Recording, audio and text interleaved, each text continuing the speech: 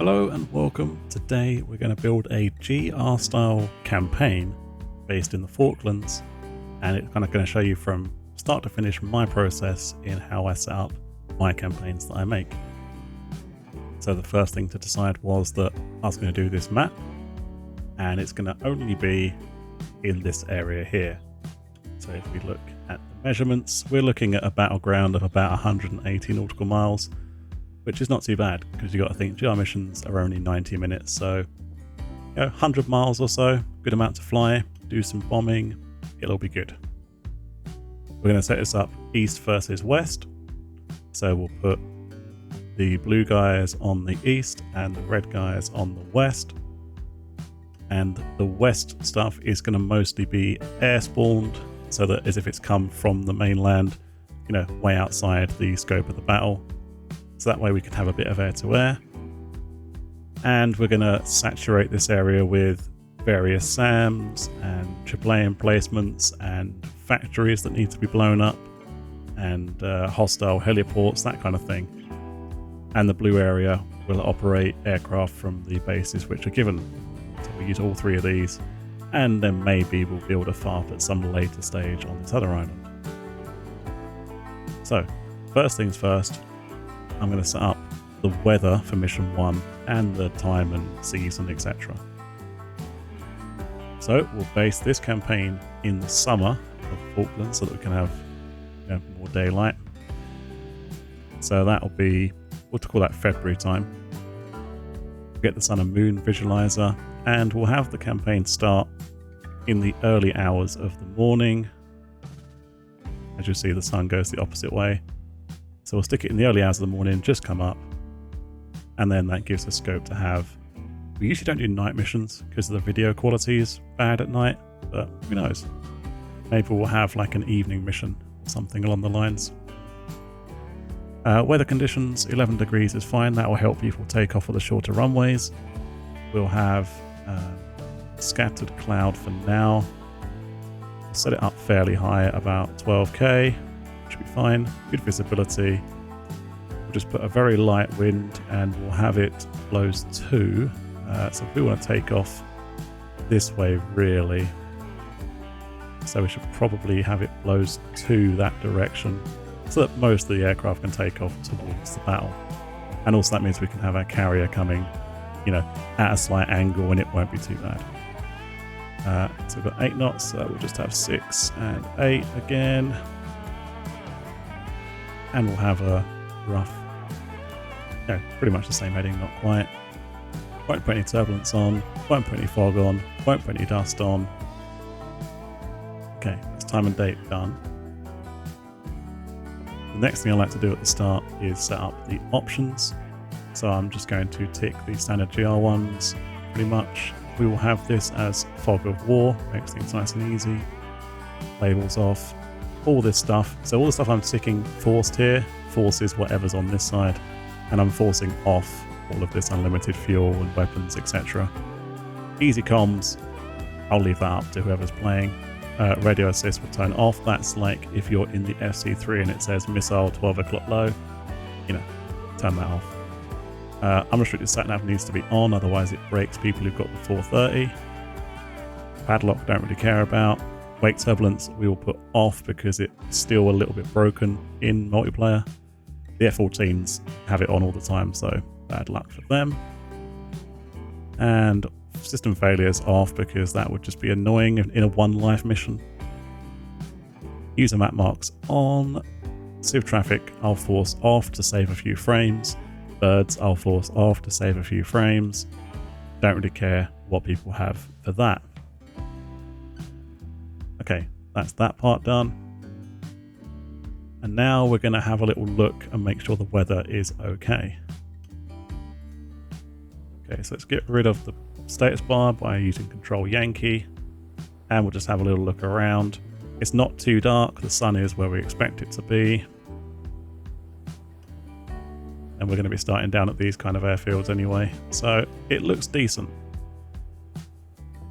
If I want to, I can just zoom on the map and then Control F11 will dump me wherever I've zoomed to. Yeah, it looks good. There's not too much cloud, so people could laser guide the bomb if they want. Yeah, I think this is going to work. Right, back to the editor. Okay, so we're back in the editor, and now that I think that the weather looks okay and we've set up the basic mission options, we can start setting up the bases. So I'm going to give all of these bases to blue. Right off the bat, there's only 3 of them, so. And we're also going to need an aircraft carrier somewhere in the sea out here. We'll stick it about 50 to 60 miles off the coast to give them time to climb and get to altitude. So I'll probably put it somewhere in this square here. So we'll just call this blue carrier. We have got lots of new options, but let's go to category, carrier. So we've got the forestall now if we wanted to. I am just going to give it the George Washington, which is a super carrier. Stick it on excellent. Plonk them down. And this is carrier George Washington. We'll leave it on 1 X-ray for the moment for the TACAN. We're going to put command. We would like to activate the ICLS. Again, channel 1. Okay, we'll just do that. That should be pretty much set up now. And the wind is coming this way. So if we make our carrier just kind of go this way with the deck offset, that's pretty much landing into the wind.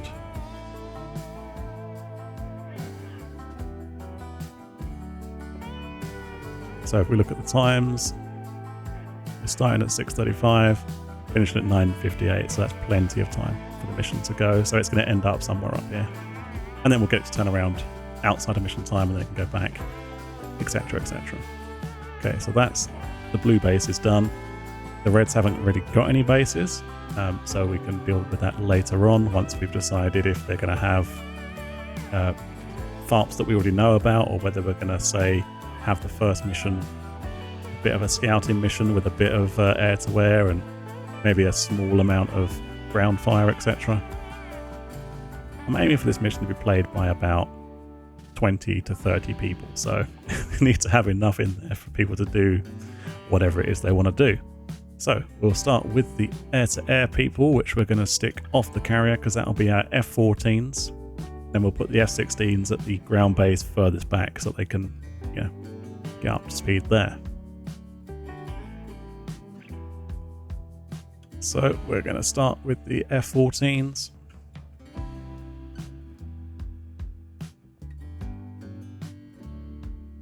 I'm not too worried about the rest of the stuff. Make sure we go to client, otherwise that would be awkward. And we will give them the 14Bs. Plonk it somewhere in the carrier. And we always do parking hot because, again, it saves time on the videos. Let's set up the first plane in the group and then the other planes will copy. So let's give it a livery of whatever choice we want.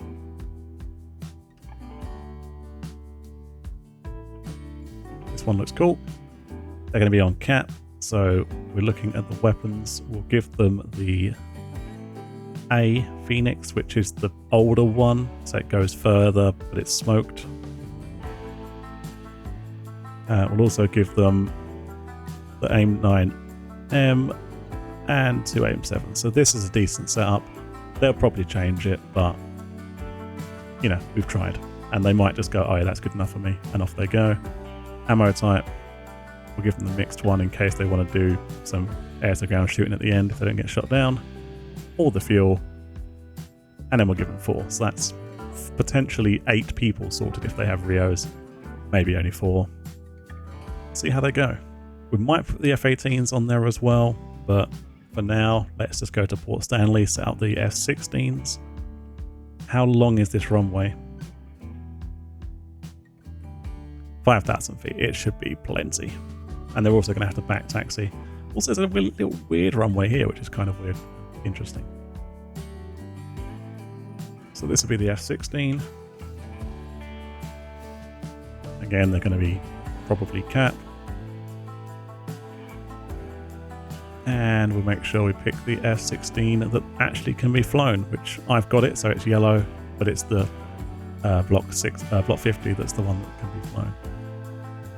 Go to client, plop it down,